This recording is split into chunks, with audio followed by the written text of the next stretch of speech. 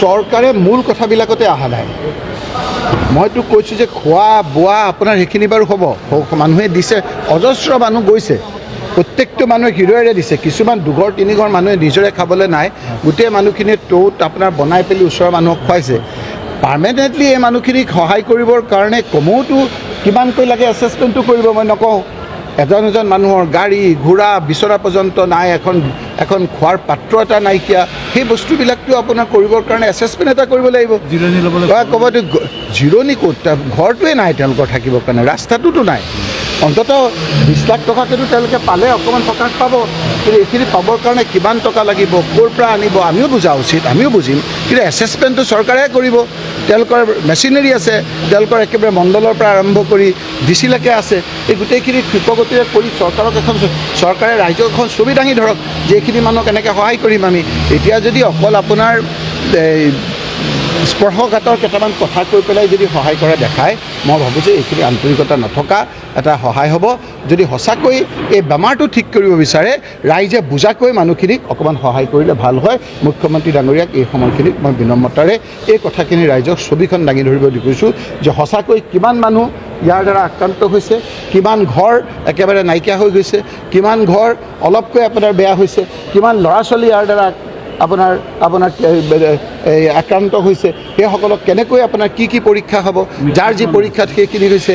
মৃত্যুটো হৈছেই, মৃত্যুটো আপোনাৰ চৰকাৰে এটা হিচাপ দিছে, যিসকলে আপোনাৰ বিচাৰি পোৱা নাই সেই লোকসকলৰো এটা হিচাপ দিছে, সেইসকলকতো দিব, মৰাজনক পইচাটো দিব, কিন্তু জীৱিতসকলক কেনেকৈ জীয়াই থাকিবলৈ তেওঁলোকে চেষ্টা কৰিছে সেই কথাখিনি ৰাইজক বুজাকৈ দিয়ক।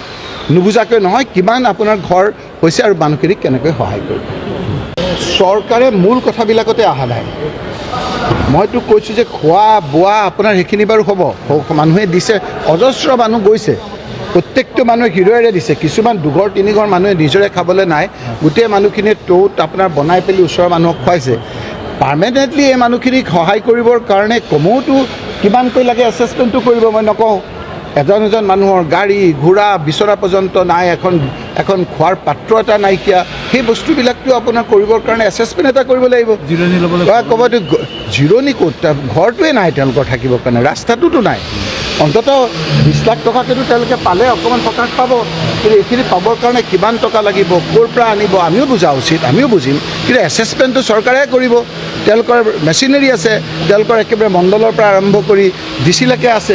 এই গোটেইখিনি ক্ষিপ্ৰগতিৰে কৰি চৰকাৰে ৰাইজক এখন ছবি দাঙি ধৰক যে এইখিনি মানুহক এনেকৈ সহায় কৰিম আমি।